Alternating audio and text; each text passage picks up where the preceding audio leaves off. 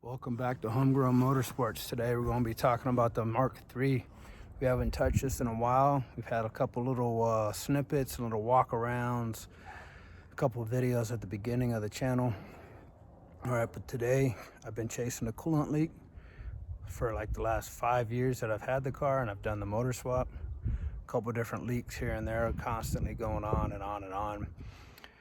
Today we're going to look at doing the water pump and the thermostat housing. I've swapped over to the aluminum. I think it's a Euro-wise setup for the thermostat housing. We're going to walk through where the motor mounts are, which two I'm going to take off. We're going to pull off the water pump, swap over the pulley, and then I think what I'm also going to end up doing is pulling the crack pipe, the coolant pipe that goes from the water pump over to the thermostat housing, and that's also been replaced with an aftermarket aluminum one as well. The O-rings go bad for some reason. They always leak from there. I'm going to gob it up with some RTV. Some of y'all probably going to say that's a shit way to do it. But either way, I'm going to look at the O-ring, load up some RTV, double check what I got going on, and then put it all back together and let it sit. The car's been sitting for a while anyways, but it's going to sit a little longer. I got to swap out, I want to say, the clutch. I've had that tick tick tick in the transmission, and I've showed a different video. I think the bolts or something have backed out from it. As you see, I got the VR in here. All right, got a little Schrick manifold. I've had powder coat, a few other bits. Super dusty, super dirty. It's El Paso, man. Wind blows, dirt flies everywhere. That's how it goes. But what we're going to end up doing, any of y'all that have worked on any of these vehicles know that we got this front motor mount here, right? You can see it down in there, covered in dust and dirt. We're going to remove that bolt right there. There's a video of the rear, the portion of the rear. You can see that bolt right there. That's the rear bracket for the motor. We're going to remove that. We're going to leave the transmission jack, the transmission mount together. I want to lift the motor up this way, which will then bring the water pump from this side up. I'll leave this bolt in here for the tensioner pulley. That way I never lose it. I always know where it is. I just leave it there. I'll zip that down, take the tension off the belt, be able to pull the belt off. I'm going to end up pulling the wheel off. Got some Schrick Coronas I mentioned in a previous video. Take the wheel off, take the air box out, and then have access to everything under there. I want to say there are going to be some Allen bolts. Probably froze up, might end up using a torch, I don't know. Maybe give this thing a wash here shortly. Keep from messing up the lip, because the front end was too low. Ran one jack here. I got this other one here. And you can see the motor mount up there. Just going to use this little rubber block, the jack, lift up from that cross member, lift this whole front end up, and slide some jack stands under. Looking it over, I don't think I'm going to take the wheel off. I think I can get to it right from here. I'll pop these clips, take the box off from here. I got part of the charcoal canister, little rubber check valve, doohickey. I'll push that off. All right, got one of the OE rubber bands that hold it on to the frame.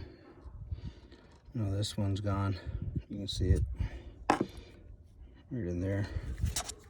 And then pull the air box out. Once we disconnect that motor mount and this one, what I'll do is I'll jack the motor up here and should lift everything up to where I can work from it right here. I might end up using a screwdriver to keep the pulley from spinning around on me, jam it in there. Again, here's the bolt. I'm going to loosen up. You see the bolts now removed from there. There's a little metal bracket that holds those two O2 sensors, right? And the knock sensor that goes down gets held in place as well with this little lip when it goes back down, so that it locates it, sets it down this way. Knock sensor here, and then the O2 sensors go into that. That's a longer bolt, right? I've got BFI motor mounts in there, bushings, so different bolts than OEM. Front one shorter. I got a place right here also up front so I don't misplace it, but you can tell just by looking at them the difference between the two. We're going to get into taking the belt off. If you're not sure how the belt goes, you can always Google it from Hot Tub Time Machine, Google it, figure out how it goes, or get a block of wood or some cardboard and draw it out. Also, that's a good habit to do. And then when you're taking stuff apart, draw, you know, like kind of a diagram how the bolts are, and poke the bolts into the cardboard for the layout, so you know where. Another good habit to get into, I lay the belt like this, right? It's going to go back on the motor the same way. I don't have a paint marker, but I would draw an arrow, right, facing forward, so that I know the belt's going back on the same rotation that it came off. If you put the belt back on in different rotation, it's possible, if it's an older belt, because it's pulling the opposite way, it could explode and deteriorate, break the belt apart. Belt's off, bolts for the motor mounts are done, intake box is off, left the O2 sensor, not O2 sensor, yeah, mass airflow intake sensor still on there. I'm going to go ahead and put a piece of 2x4 across the bottom and use one of my jacks and lift the motor up. You can see this oil pan's seen better days, right? I got to put an order in for a new gasket and whatnot, but I got the 2x4 blocked under there, braced under there. Sorry. All right. So that when I jack it up, it's not just centralizing all that weight right there on that oil pan and that oil pickup. It's going across the 2x4 so I don't crush it. It's going to lift it up and give me access to the water pump on the side. All right, and now I've got access to the water pump. Through here, through the holes, is where I'm going to get access to the bolts, one at a time. Hopefully I got enough room at that lower angle. I don't remember exactly where they're all placed. We'll have to figure it out. I know one's right there, one's right there, of course one's right there at the lowest, so I might have to lift it up some more. So these radiators don't have what's called a petcock, right? Sounds funny, but it's what it's called. It's a drain tube. These European radiators don't have a drain tube to open it and let the radiator drain out. I use one of these mixed tubs from Lowe's. I got about 3 of them, some oil catch pans, whatever. I'm going to slide this under here to catch the coolant as it starts to loosen up. Just about to start taking all these bolts off behind this pulley to pull the water pump out. And I realized it's going to make something kind of hard for myself, so I can do it while it's still on the block versus doing it on the ground and fighting with the little water pump and the pulley. Got a screwdriver in here so that the pulley can't go around. I'm going to go ahead and break these 3 bolts free so I can pull this pulley off and then get to the water pump pulleys all a lot easier as well. Right? Lucky me, right? Just like everyone, we start doing something, it's going to be a half hour or hour job. It's going to be twice as long. Those 2 came out just fine. This one spun out, rounded out. So got a little extractor set. All right, it's Matco, I want to say. Found one in, tapped it in with a hammer. Hopefully the head's deep enough to where it's going to actually grip it and turn it off, take it off. Otherwise it's going to just strip it out even more, and then I'm running into figuring out how to get that bolt off. So I was lucky because that worked.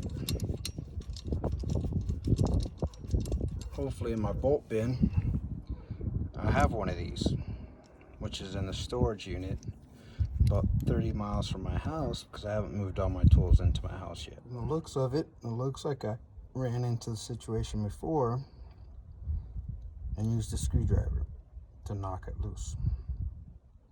I don't know. Here is OE replacement, melee, however you pronounce it. Comes with an O-ring, which when I opened it at first, I saw it cut out. I'm like, yo, where the hell is the O-ring? Luckily, it was in the very bottom. underneath another piece of cardboard. Fits in here. Metal impeller, right? And then a lot of times when they go bad, they will leak from here. European and domestic vehicles that have a little peephole. A lot of times they'll go bad through here, but it'll only be when the pump stops at a certain time, right? When it lines up just right, say like that. I'm not saying that that's how it is, but say that's how it works. This hole just happens to line up there and it'll leak. But when you stop the car the next time, it lines up like that and it doesn't leak. So you're chasing a random intermittent coolant leak, right? It's been known to happen. And the pulley goes right here, right? So I'm going to go through my bucket of bolts, see if I have any that match by chance. If not, then I got to go to the dealership probably on Monday because it's Saturday, and I don't believe the parts is open on Sunday. You see this little lip right here, right? It was facing, this little lip was facing up here, right? Because that's where that hole was. So you saw I had a pry bar. And what I did is I pried on this little lip and tried to break it out a little bit. And then as I did, took a hammer, put the pry bar, put it against there, and started rotating it down and pried it out a little bit. Rotate it down and pried it out a little bit, right? Because you don't really want to wedge anything in between this surface here and here, because you could gouge the actual block. So when you go to seal it back up, you can run into some issues. Alright. So it looks like when I put this together about 5-6 years ago, I used some RTV on it as well. And what it looked like was this little bleed hole that I mentioned earlier, that it was coming out from there. Surface area is all cleaned up. I always use a little bit of RTV along with the O-ring, just because I've run through these Volkswagens so much, I've had the same issue ongoing all the time. So I've cleaned up the mating surface, grabbed my razor blade, scraped it up. You can use your 3M, your little angle grinder with a little 3M brush or a little 3M scrubber pad, clean it up as well. And then I just hit it real quickly with a torch just to kind of dry up this coolant area here, because I'm about to put in the new pump with a little bit of coolant, a little RTV on it, and then tighten it down a little bit around the edge. I'm going to go ahead and put the water pump in. All right, also making some dinner right now. All right, the poor man brisket, some chuck roast, right?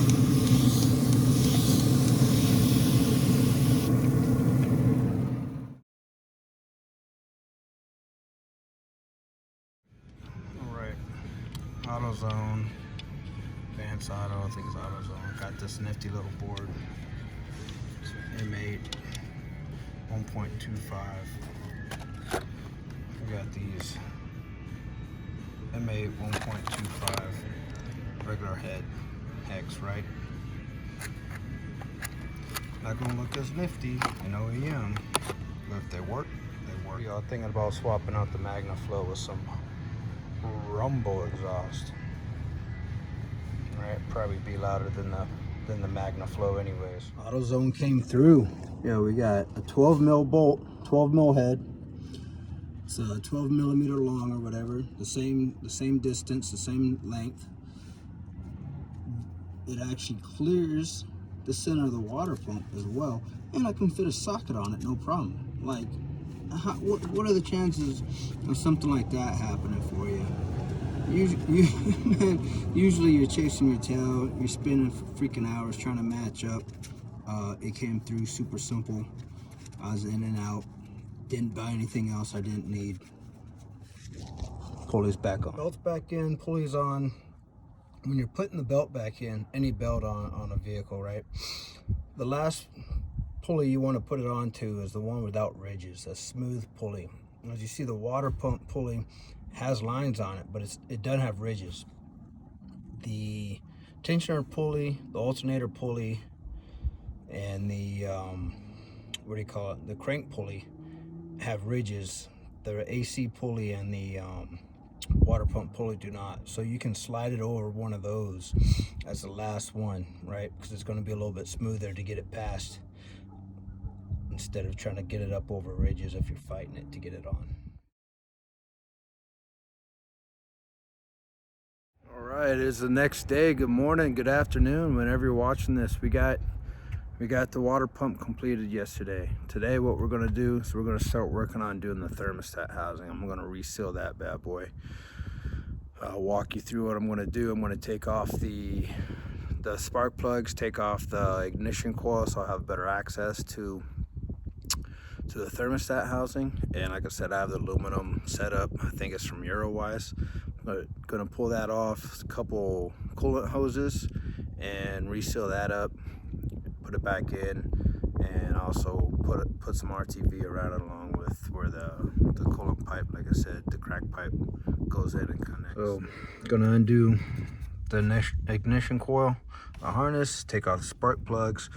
Me, I only have 2 bolts holding the coil on. I think I found some others when I was looking for the bolts for the water pump pulley. But take off this and then come on down here to these coolant hoses. A couple clamps. Pull this off and it'll give me access. Matter of fact, I gotta pull all these off, these harnesses, right? And then, I mean the wire harness for the sensors. And I'll be able to break this free. Coolant pipe, I don't think you can see it, runs along from there over to the water pump. All right, taking the coil pack off, which would be right here. I've done all the harnesses for the temp sensors, AC coolant temp, all that good stuff, right? I've disconnected this line here because this is hard plastic, gets brittle. I need to have better access to the bolts under here.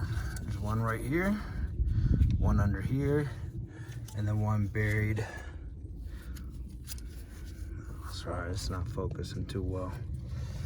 Down in underneath all this crap. Got all the hoses disconnected. This bottom one was the biggest pain, right? This is pretty cool setup though, but also, I don't know how I didn't notice it before, and caught it as to why I was chasing a leak a long time ago. The hose goes in, slides up over here, kind of creates another pressure fitting or whatever. Make sure you get your clamp right here. That's where I had it, but trying to pull it off, man, this thing was on tight. These hoses haven't been off in probably 4 years or so. And these G Plus Performance, I think eBay special or Amazon specials, they're all right, but they're not the top dog, you know. Samco's probably better, but you get what you pay for. They work them for what I need. Make sure you get some good clamps to hold them on though. So like I said, I've got this here that's loose, one under there, and then one tucked back in here. So this is part of the OE wire harness. This vacuum line right here is part of the Schrick Manny. There's a butterfly in here, but this goes up to a reservoir. I want to say I got it tucked in there, a vacuum reservoir. All right. I think the box is set to 4,000 or 3,500 RPMs. At that point, this butterfly that's set like this opens up. So this whole chamber is completely open and then comes in and sucks in, versus being separated under 3,500. It allows for a little bit more torque bottom in, a little bit more horsepower top in. Not huge numbers, but right now it's more of a wow factor per se. You know, but I'm gonna go ahead and take this part off, clean it up, and get moving with it. So here's the housing, right? It sits on the block. You saw it like that, right? From the side of the block. Different sensors. So this part has a gasket that goes right there, right? I'm going to clean this up a little bit more. And here is where the coolant pipe from across the water pump comes. You see the torch because I heated up the RTV that I had in there and scraped it out.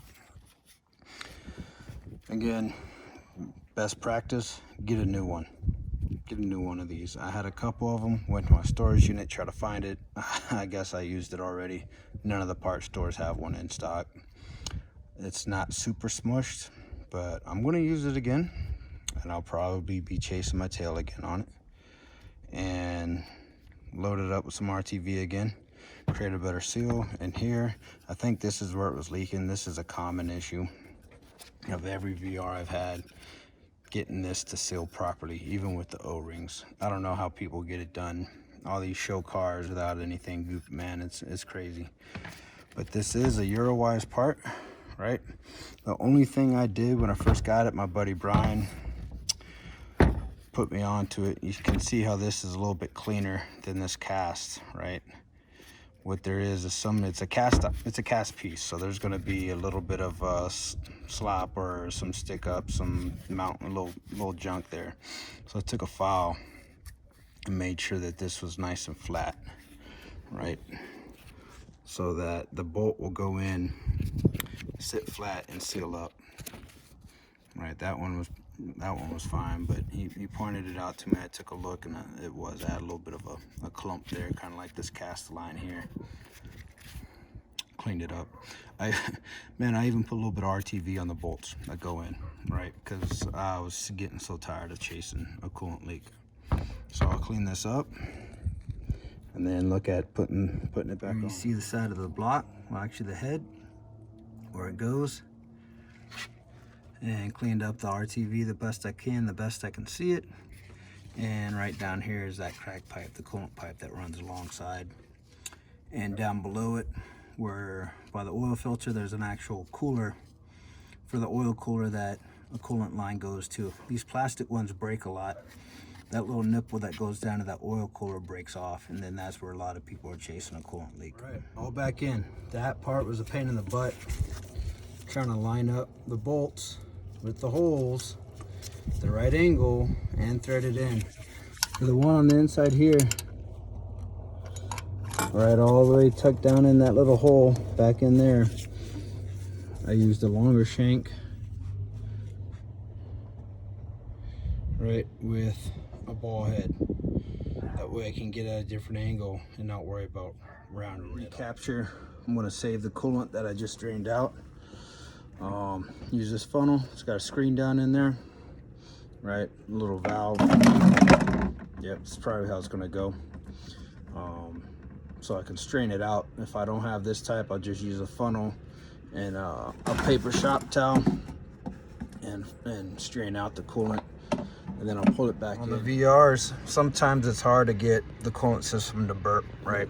So what you can do, if it's completely dry block and head, take this heater core hose off, right? And you got an entry right there into the head, right? Put your funnel and hose right there, and then fill through the head first, right? Put the hose back on, and then burp it back through the coolant bulb.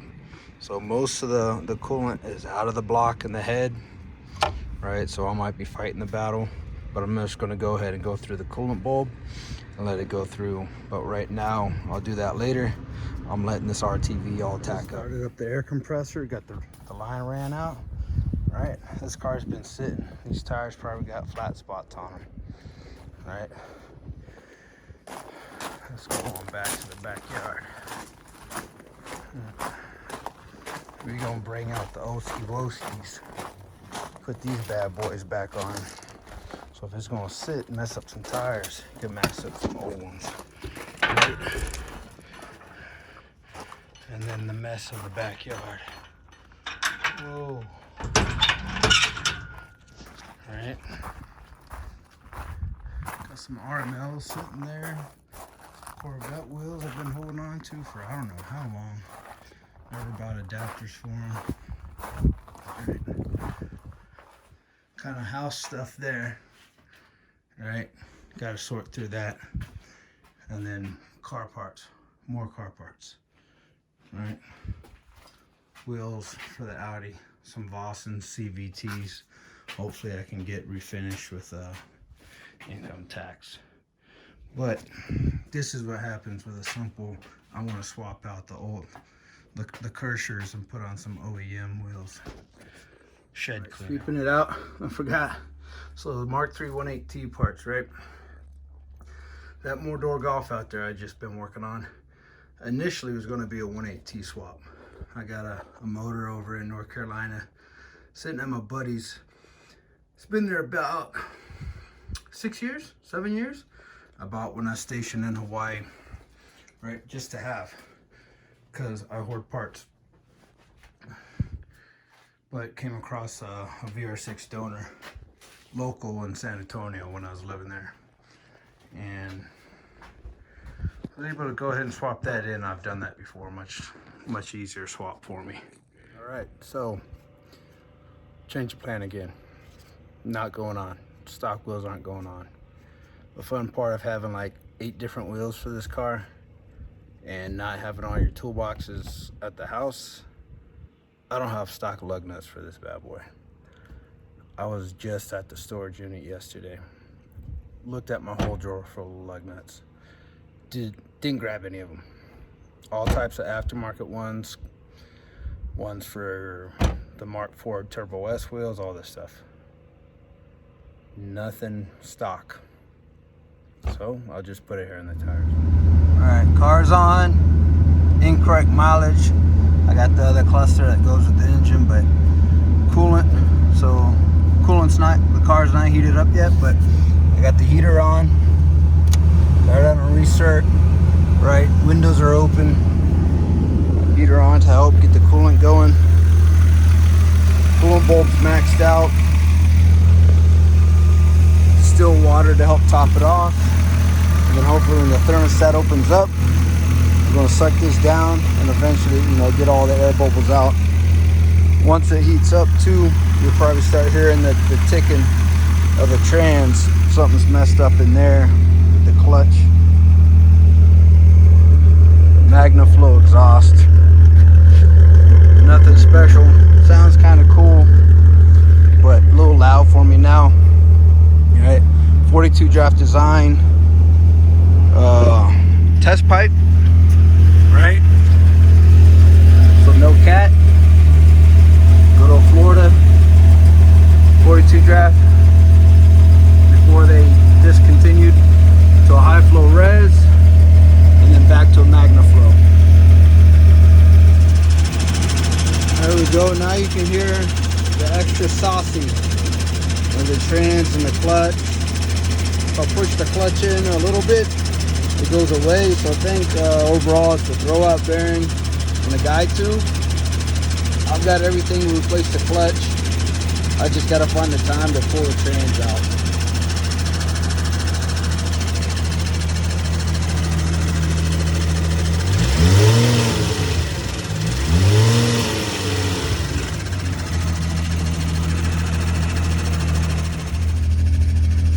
Put the clutch pedal on just slightly, goes away.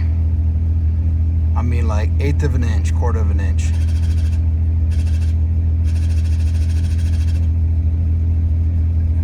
But, first couple shifts pretty easy, but just trying to drive it down maybe a mile down the road to get gas in it, and it started getting harder to shift. So I think the throw-up bearing or the shift,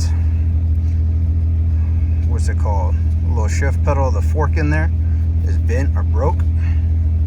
But like I said, I got it all. I just got to swap it out. Work on the Mark III's down for now. Water pump's been changed out. Thermostat's been changed out.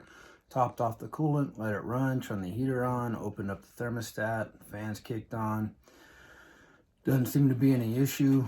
Haven't driven the car. It's going to sit the way it is. Transmission issue. If you guys got any idea, if you come across that same issue, let me know. Like I said, I bought everything to replace it, pull the trans out, but between work and family, trying to find time to get that thing up there and torn apart for the weekend. Hopefully I get the Easy Jack installed in the garage, get my garage situated, get all my tools in the garage, and make that job a little bit easier. But right now I don't see any coolant leaks with the little preliminary testing that I've done. Hopefully I have found the issue and it's done. Got any questions? Post them down below. Hit the like button, share, subscribe if you haven't. I appreciate it. Thank you. Y'all have a great day.